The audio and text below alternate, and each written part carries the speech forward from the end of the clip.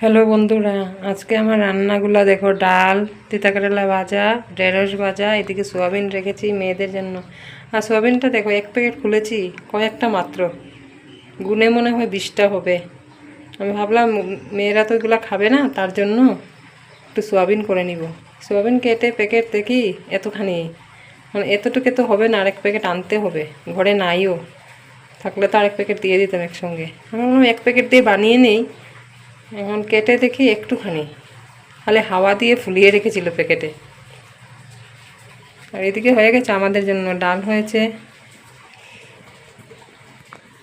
আর শালগোলার মতো তিতা কেরেলা আলু ভাজা, ঢেঁড়স ভাজা, এই যে গরম গরম ডাল।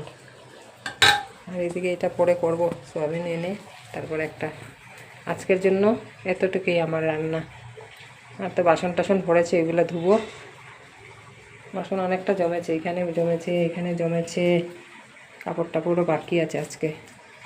গ্যাস ট্যাস পরিষ্কার করব, এই হলো আমার কাজ আজকের।